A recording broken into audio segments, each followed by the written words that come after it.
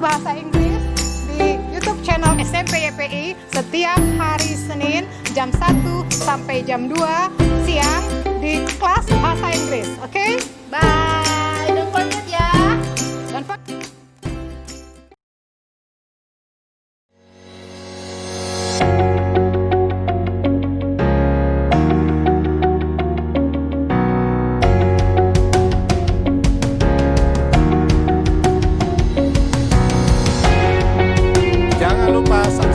Mata pelajaran PPKN setiap hari Senin jam 2 sampai jam 3 sore.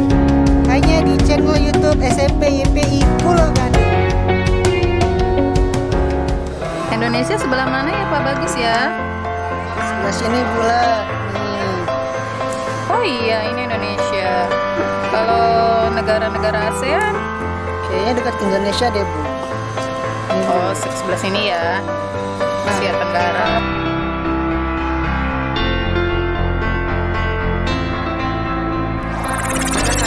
Kita mau mengingatkan, Jangan lupa ya lihat pelajaran IPS di hari Selasa pukul 1 sampai 2. Oke? hanya di channel YouTube SMP YPI Pulau Gadung. Jangan lupa ya, subscribe.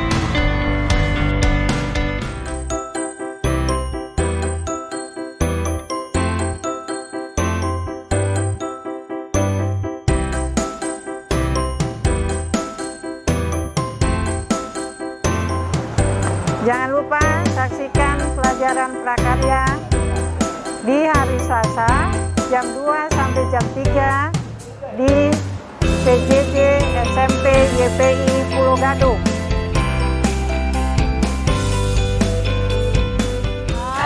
Lapangan YPI sekarang udah bagus, habis dicat, warnanya bagus, catnya baru, suasananya menyenangkan loh. Ada Pak Yuri Pak, kalau luas lapangan ini kan sekarang ada lapangan basket, ada futsalnya, ada badmintonnya juga ada, aduh, voli juga ada. Luas lapangannya berapa ya?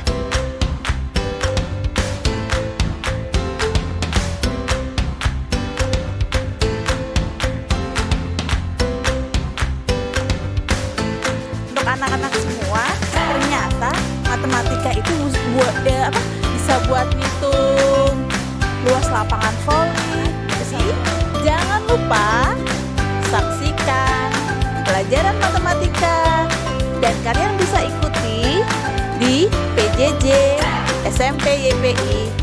Belajar online gak masalah, setiap hari Kamis jam 1 siang hanya di YouTube SMP YPI Pulau Gadung. Belajar online gak masalah.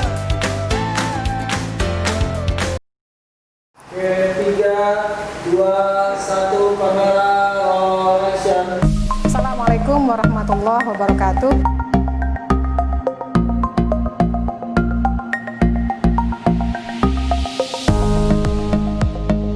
Yuk, sebelum kita mulai pembelajaran, mari kita berdoa terlebih dahulu.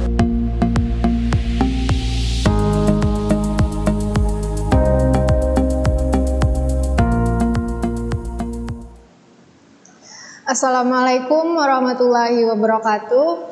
Selamat siang anak-anak, bagaimana kabarnya hari ini? Semoga kalian dalam keadaan yang baik ya. Bertemu kembali bersama Ibu di sini di PJJ YPI Belajar Online Nggak Masalah. Sebelum kita mulai, mari kita membaca doa terlebih dahulu. Berdoa mulai.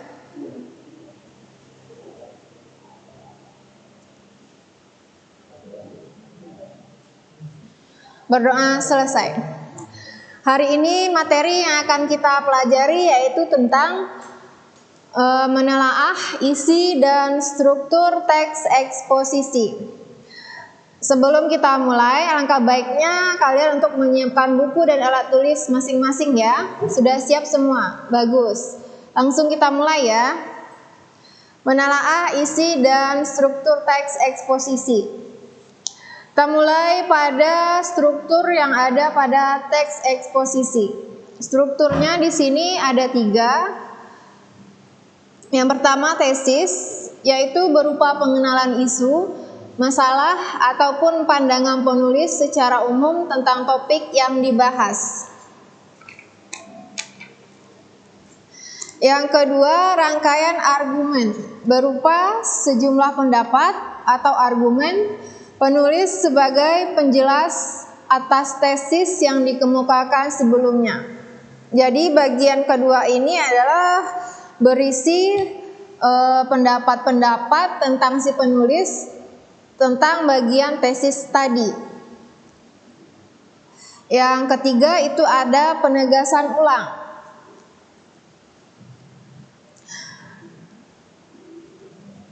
Sebagai perumusan kembali secara ringkas, atau bagian ini disebut juga dengan bagian penutup atau simpulan.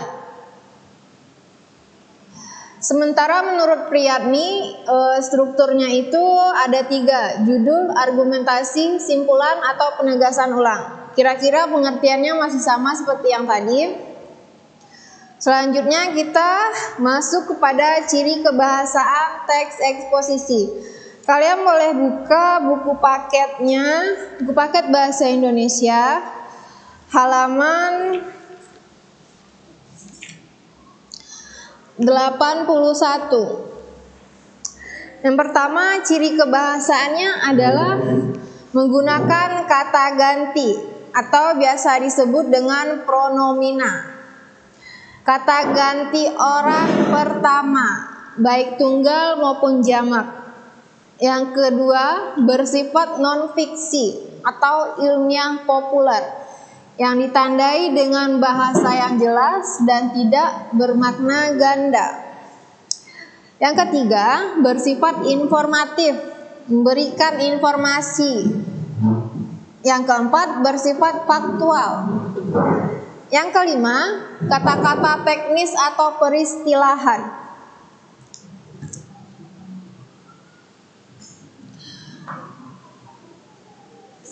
Selanjutnya itu ada kata-kata yang menunjukkan hubungan kausalitas atau argumentasi.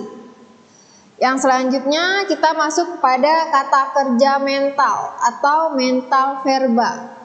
Selanjutnya ada kata-kata perunjukan. Selanjutnya kata-kata persuasif dan denotatif.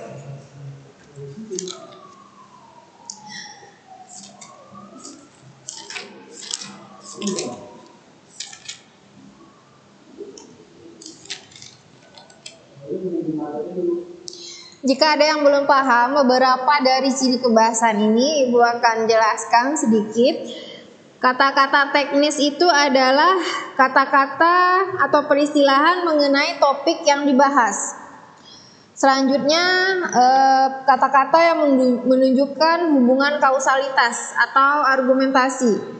Menggunakan kata-kata yang menunjukkan hubungan kausalitas, maksudnya seperti kata karena itu, akibatnya, dengan demikian, karena, jika, sebab.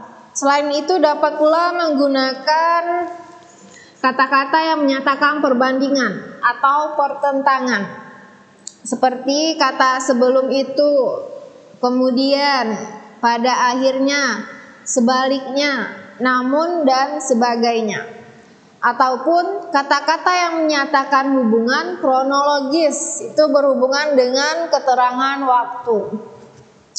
Selanjutnya itu kata kerja mental. Ibu hanya menjabarkan saja jika seandainya di antara kalian tidak memahami apa sih Bu kata kerja mental itu. Nah, tolong didengarkan dengan seksama. Kalau kalian ingin mencatat silakan. Selanjutnya kata kerja mental atau mental verba adalah kata yang menunjukkan aksi, menerapkan persepsi seperti persepsi afeksi, suka khawatir dan kognisi, berpikir, misalnya menyimpulkan, berasumsi, berpendapat, menduga, mengagumkan, memperkirakan, memperhatinkan, dan diharapkan. Selanjutnya itu ada kata-kata perunjukan. Misalnya merujuk pada pendapat para ahli. Contoh lainnya merujuk pada pendapat Tatang Sutarma. Tatang Sutarma itu mungkin salah satu contoh ilmuwan gitu misalnya. Nah selanjutnya menurut pendapat buku Erlangga tahun sekian halaman sekian, itu yang dimaksud dengan kata-kata perunjukan. Selanjutnya ada di sini menggunakan kata-kata persuasif, misalnya harus, perlu, diharapkan, hendaklah, dan sebaiknya. Kalian masih ingat apa itu kata persuasif? Kata perintah atau kalimat ajakan? Ayo, apa persuasif? Persuasif itu adalah ajakan. Selanjutnya kata denotatif, menggunakan denotatif itu adalah makna yang sebenarnya. Sementara konotatif makna yang tidak sebenarnya. Tapi di dalam teks eksposisi ini memakai kata denotatif, bukan kata konotatif. Oke, selanjutnya jika kita lihat menurut para ahli, menurut Kosasih 2014 halaman 9, itu yang pertama menggunakan pernyataan persuasif. Yang kedua menggunakan pernyataan yang menyatakan fakta untuk mendukung argumentasi penulis atau penuturnya. Penutur di sini maksudnya adalah bisa orang yang mengucapkan, atau jika dia penulis berarti ya si penulis itu tadi. Yang ketiga itu menggunakan istilah teknis berkaitan dengan topik yang dibahasnya. Yang keempat, menggunakan pernyataan ungkapan yang bersifat menilai atau mengomentari. Dan yang terakhir, menggunakan konjungsi kata hubung. Jika ada yang masih belum ingat apa sih itu konjungsi, Bu? Ibu akan memberikan penjabarannya sedikit. Konjungsi yaitu kata yang digunakan untuk tujuan memperkuat argumentasi di dalam teks tersebut. Di sini ilmuwan tadi menurut Kosasih tadi, konjungsi itu terbagi menjadi beberapa jenis. Ada 13 jenis. Jika kalian ingin tahu lebih banyak tentang jenis-jenis ini, contohnya kalian bisa lihat atau searching di Google. Ibu hanya menyebutkan saja karena pelajaran ini membutuhkan waktu yang sangat banyak. Ibu hanya menyampaikan saja. Yang pertama itu ada konjungsi waktu. Berarti otomatis berhubungan dengan waktu. Bisa siang, bisa malam. Yang kedua konjungsi tujuan. Yang ketiga, konjungsi persyaratan. Keempat, konjungsi pembatasan. Yang kelima, konjungsi gabungan. Yang keenam, konjungsi penjelasan. Yang ketujuh, konjungsi penyimpulan. Yang kedelapan, konjungsi pilihan. Kesembilan, konjungsi pertentangan. 10, konjungsi perincian. 11, konjungsi penguatan atau penegasan. 12, konjungsi sebab akibat. Nah, di bagian konjungsi sebab akibat ini Ibu rasa kalian pasti sering dengarnya itu di pelajaran tentang teks-teks yang lain. Dan yang terakhir itu ada konjungsi perbandingan. Membandingkan, misalnya membandingkan benda yang satu dengan yang lain, bisa jadi seperti itu. Selanjutnya kita masuk pada langkah-langkah dalam penulisan teks eksposisi. Tetap perhatikan ya. Kalian boleh lihat buku tulisnya, buku paketnya, maaf.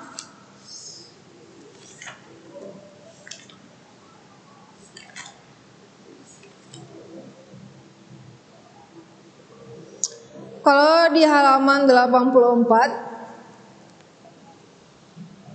di sini ada langkah-langkah penyajian. Tapi Ibu akan memakai pendapat para ahli masih dengan Kosasih. Itu menurutnya yang pertama langkahnya adalah menentukan topik. yakni suatu hal yang memerlukan pemecahan masalah atau suatu yang mengandung problematika di masyarakat. Yang kedua, mengumpulkan bahan dan data untuk memperkuat argumen, baik dengan cara studi literatur dari sumber terpercaya melalui berbagai cara. Caranya bisa membaca surat kabar, atau buku, koran, ataupun internet. Kalau zaman sekarang, kalau mencari sumber itu sudah sangat gampang sekali, karena medianya banyak. Bisa media cetak, bisa elektronik, dan lain sebagainya. Lalu yang ketiga, Kosasih berpendapat membuat kerangka tulisan berkenaan dengan topik yang akan ditulis berdasarkan struktur lengkap teks eksposisi. Kita perhatikan lagi strukturnya yang tadi, itu ada tesis, argumen, dan penegasan ulang. Dan yang terakhir, katanya itu mengembangkan tulisan sesuai dengan kerangka yang telah dibuat. Kalau di dalam buku paket ini langkahnya ada 3 ya.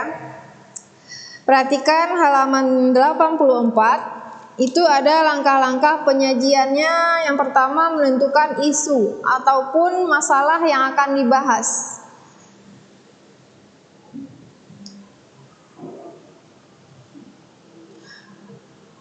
Yang kedua, membaca berbagai sumber yang berkaitan dengan isu yang dipilih atau melakukan sejumlah pengamatan lapangan. Yang terakhir, mendaftar topik-topik yang berkaitan dengan isu berdasarkan hasil membaca dan langkah-langkah pengamatan. Sementara dari berbagai sumber yang Ibu dapatkan itu dalam buku pegangan ya, namanya Marbi, itu terbitan dari Erlangga. Ya, di sini mengatakan kalau langkahnya itu ada 6. Yang pertama, memilih dan menentukan topik yang ditulis. Dari ketiga sumber yang telah kita lihat, pasti intinya tetap yang pertama itu adalah mencari dulu topik. Apa sih topiknya? Jika kita mendapatkan topik, nanti biasanya untuk kerangka dan seterusnya itu bisa saja gitu kita menulisnya itu kan. Yang penting topiknya dulu apa gitu. Kita menentukan masalahnya dulu apa. Lalu yang kedua, menentukan tujuan penulisan teks. Apa sih tujuan kita menulis teks ini? Apa biar semua orang bisa tahu suatu informasi, atau hanya untuk sekedar hobi, hanya karena kita mungkin suka menulis, atau tujuan yang lain, atau tujuannya hanya ingin kepopularitasan dan sebagainya. Itu yang ketiga adalah mengumpulkan data untuk mendukung argumen. Datanya itu tadi seperti sumber-sumbernya, kita mendapatkan inspirasi itu dari siapa dan di mana. Yang keempat, menyusun kerangka tulisan. Kerangkanya bisa bagian tesisnya apa, bagian argumennya apa, dan penutupnya nanti apa, seperti itu kurang lebih. Yang kelima, membahas masalah dengan mengembangkan kerangka karangan.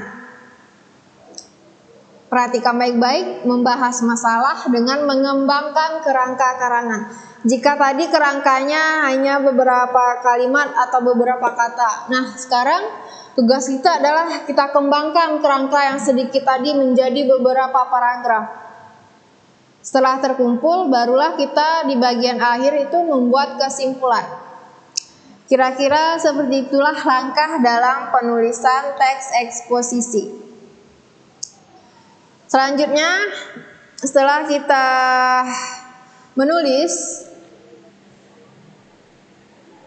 teks eksposisi, pasti tugas kita berikutnya adalah menyajikan hasil tulisan kita tadi.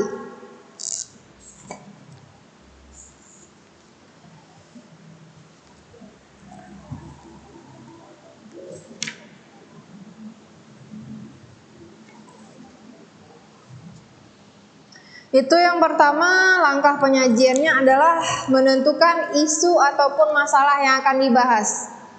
Masih sama seperti yang tadi. Yang kedua, membaca berbagai sumber berkaitan dengan isu yang dipilih dan melakukan sejumlah pengamatan lapangan. Dan yang terakhir, menentukan topik-topik yang berkaitan dengan isu berdasarkan hasil-hasil membaca dan langkah-langkah pengamatannya. Oke, jangan bosan ya mendengarkan penjelasan dari Ibu. Tetap perhatikan juga buku paketnya. Sebelum kita masuk ke materi yang terakhir, kita iklan dulu ya. Tetap jangan kemana-mana, perhatikan terus YouTube-nya. Nanti kita akan lanjut kembali.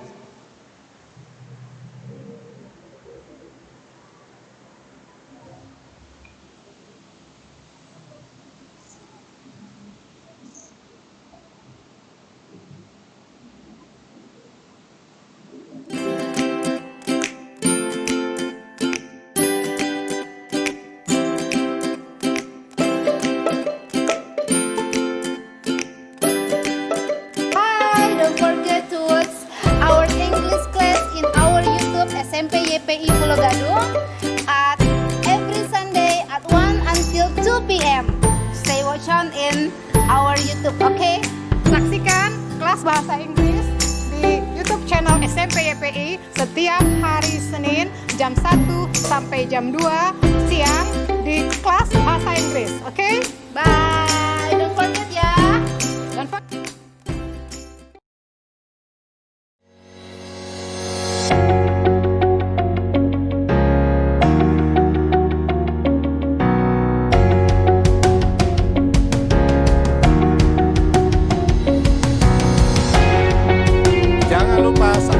Mata pelajaran PPKN setiap hari Senin jam 2 sampai jam 3 sore.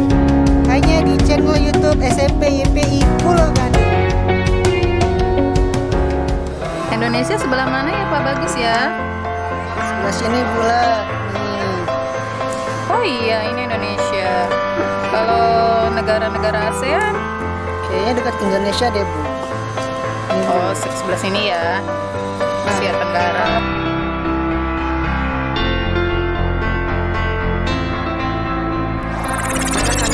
Kita mau mengingatkan, Jangan lupa ya lihat pelajaran IPS di hari Selasa pukul 1 sampai 2. Oke? hanya di channel YouTube SMP YPI Pulau Gadung. Jangan lupa ya, subscribe.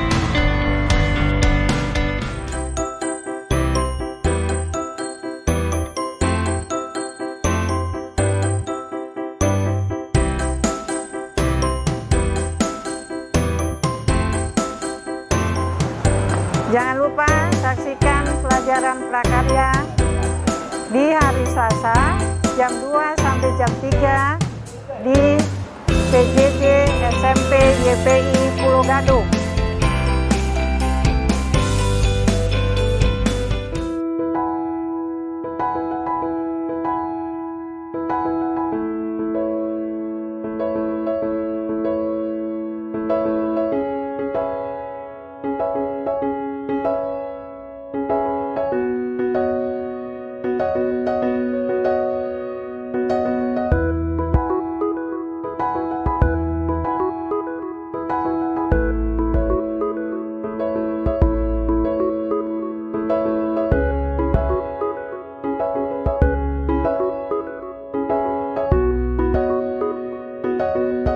Assalamualaikum warahmatullahi wabarakatuh.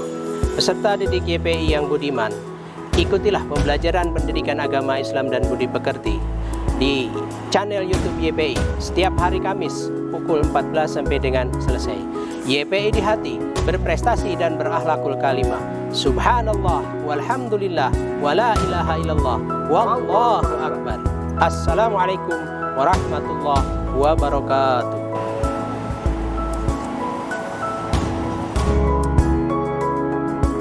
3, 2, 1, kamera roll action. Assalamualaikum warahmatullahi wabarakatuh.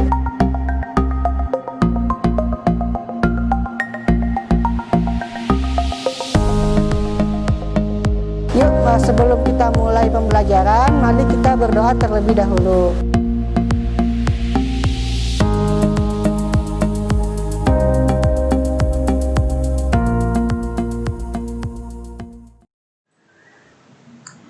Kembali lagi bersama Ibu di sini di PJJ YPI Belajar Online Nggak Masalah. Kita lanjutkan kembali ya. Kalian bisa buka buku halaman 61. Itu bagian menyunting teks eksposisi. Langkah terakhir yang kamu lakukan dalam menyusun teks eksposisi adalah bagian menyunting. Apa sih itu yang disebut dengan menyunting? Itu merupakan kegiatan memperbaiki naskah atau bagian editing, bisa jadi agar terhindar dari berbagai kesalahan. Kata kuncinya adalah mengedit, agar kita terhindar dari yang namanya kesalahan. Misalnya ada kesalahan penulisan. Ada dua hal penting yang perlu disunting dalam teks eksposisi. Ada dua ya. Yang pertama mengenai struktur. Dan yang kedua itu mengenai kebahasaan. Yang pertama kita lihat itu bagian strukturnya. Pada tahap ini, penulis sebaiknya membaca ulang teks eksposisi yang telah disusun. Kemudian mencermati bagian-bagiannya, mulai dari judul, tesis, argumen, hingga simpulan. Jika masih ada bagian yang belum tertulis secara jelas dan eksplisit, tambahkan segera bagian tersebut. Jadi tugas kita yang pertama dalam bagian menyunting itu adalah kita lihat itu bagian strukturnya. Strukturnya udah sesuai belum? Udah sesuai belum?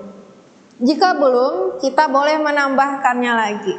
Itulah gunanya menyunting teks eksposisi. Kita boleh mencari apa kekurangannya. Jika ada, kita tambahkan. Jika belum sesuai, kita sesuaikan atau kita perbaiki. Dan yang kedua yang harus kita lihat itu adalah bahasanya. Ada beberapa aspek kebahasaan dalam teks eksposisi yang perlu disunting lebih lanjut, yaitu mengenai ejaan. Kadang kita masih sering terlupa ya, ejaan yang benar itu seperti apa. Lalu kita juga sering lupa tanda bacanya.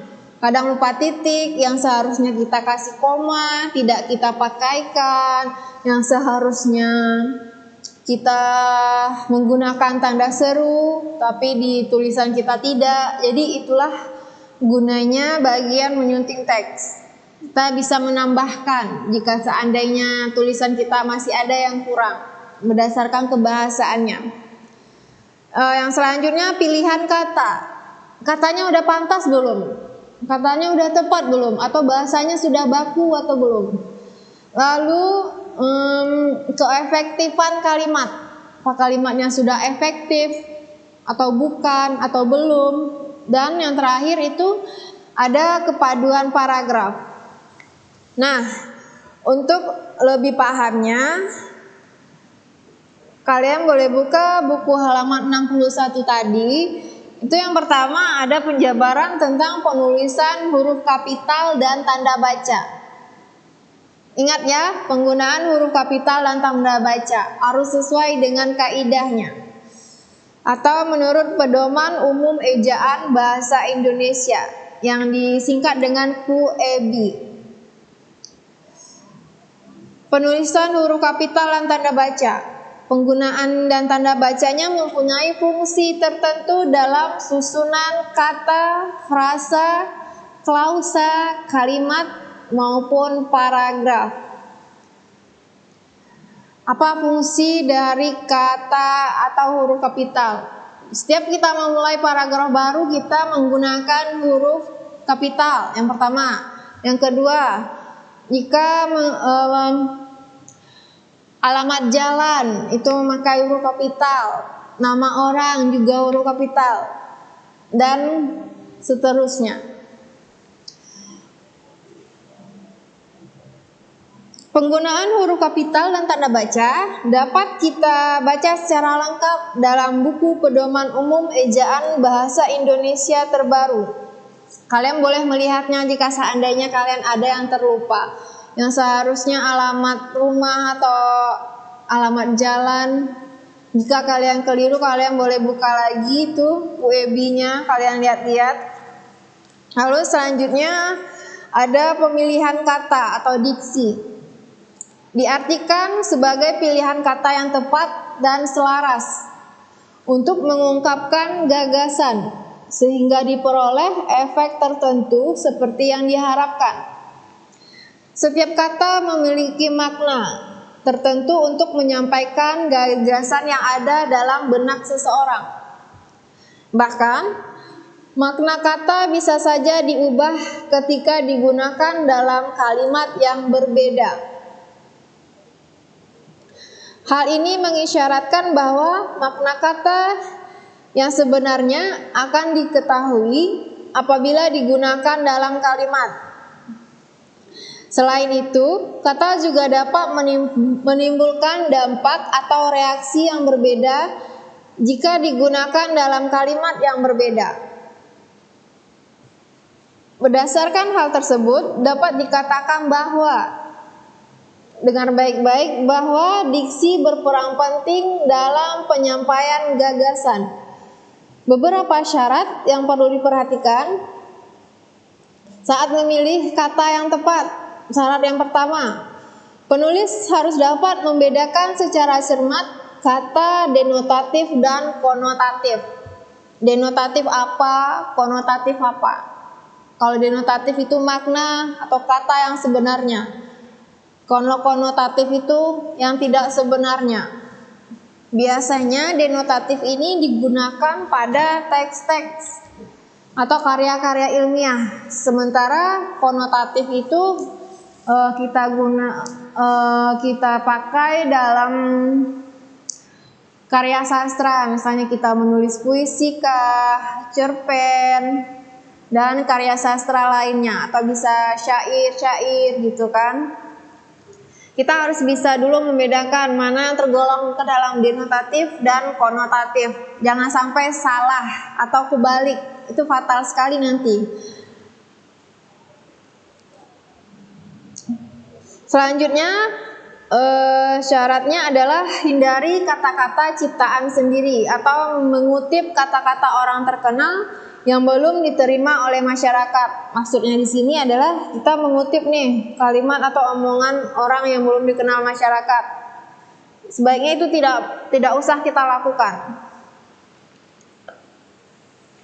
Yang ketiga itu adalah katanya di sini waspadalah dalam menggunakan kata-kata berakhiran asing atau bersufiks bahasa asing. Seperti kultural, biologis, tetap biologis, idiom, idiomatik, dan strategis, tetap strategis. Yang terakhir itu syaratnya ada penggunaan frasa tertentu secara idiomatik.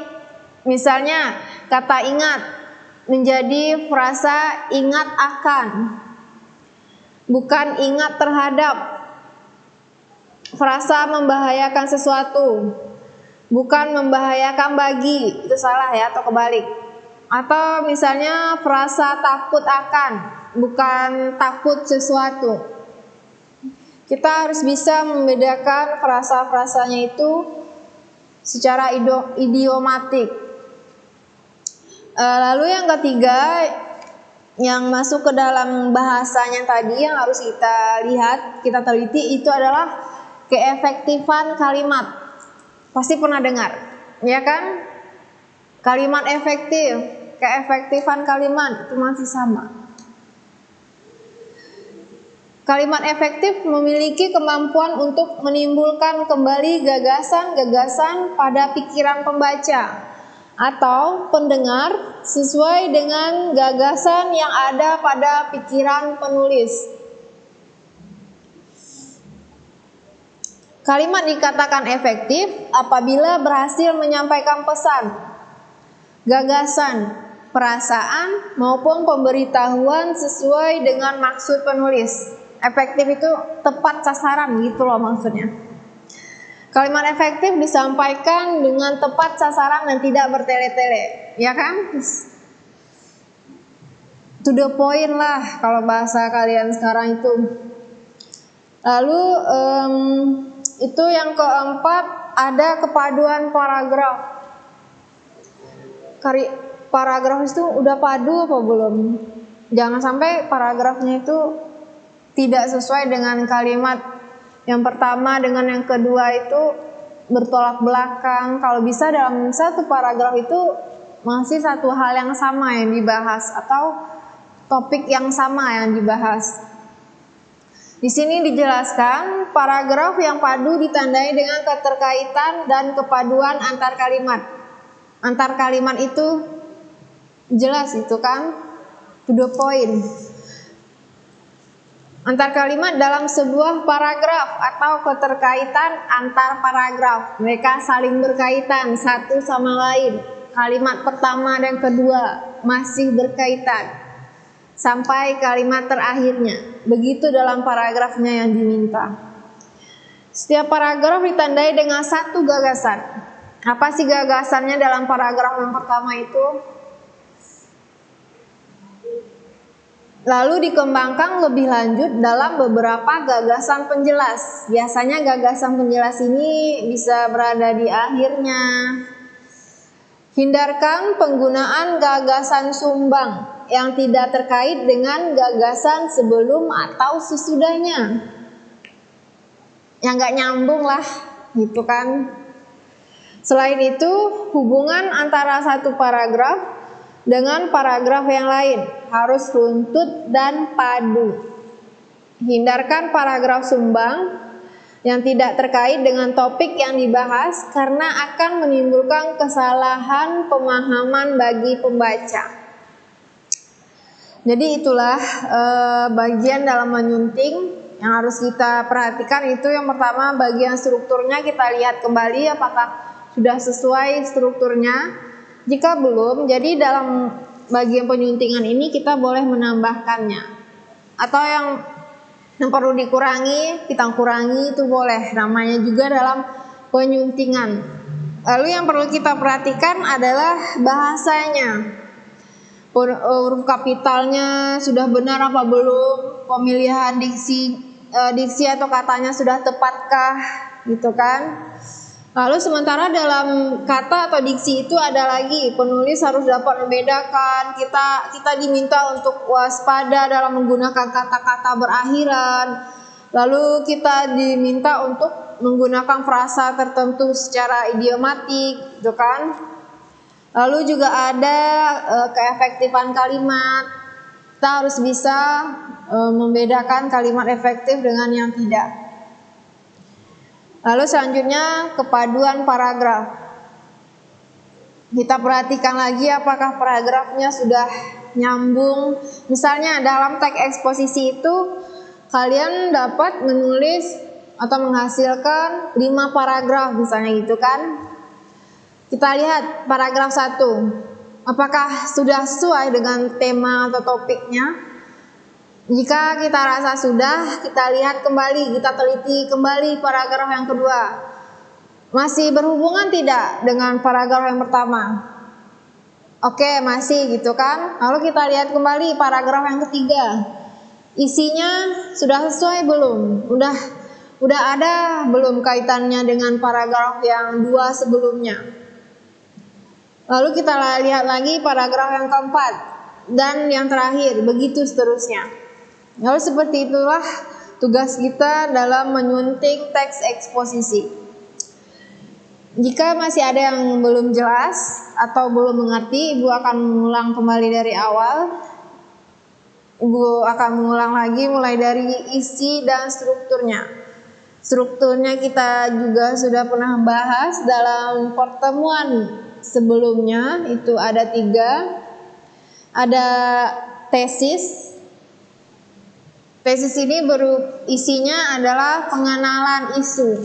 atau si penulis berusaha memperkenalkan apa sih masalah yang akan dibahas dalam teks eksposisi tersebut, ataupun pandangan penulis secara umum tentang topiknya tadi. Misalnya topiknya tentang coronavirus, apa sih pendapat si penulis tentang si coronavirus tadi? Nah, itu bagiannya terdapat pada tesis. Yang kedua, rangkaian argumen berupa sejumlah pendapat atau argumen penulis sebagai penjelas. Yang terakhir itu adalah penegasan ulang, atau bisa kita sebut dengan kesimpulan atau penutup. Ini pendapat para ahli. Menurut Priyatni ada 3 juga, kurang lebih masih sama. Kita lihat lagi ciri kebahasaannya, menggunakan pronomina, bersifat non-fiksi, bersifat informatif, bersifat faktual, menggunakan kata teknis atau peristilahan, kata-kata yang menunjukkan hubungan kausalitas, menggunakan kata kerja mental, menggunakan kata-kata perunjukan, menggunakan kata persuasif, dan kata denotatif. Nah, ini masih menurut pendapat para ahli.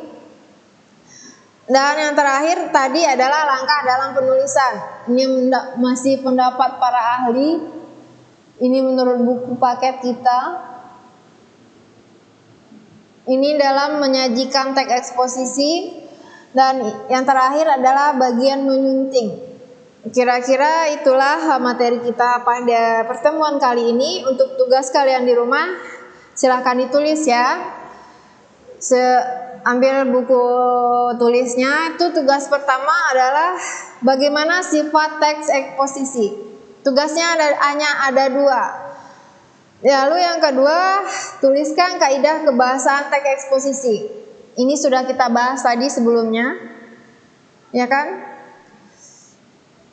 Silakan kalian catat biar tidak lupa. Nanti tugas ini kalian kirim melalui WA ibu saja, kalian japri ibu. Nanti boleh nomornya kalian minta ke wali kelas masing-masing.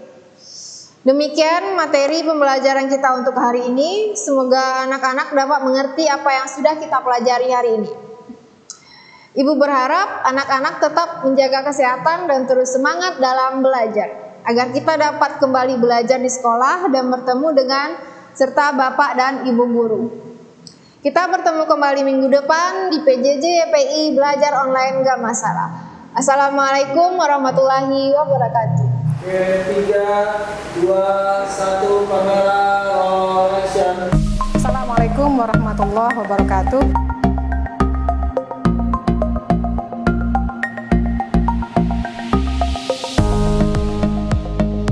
Yuk, sebelum kita mulai pembelajaran, mari kita berdoa terlebih dahulu.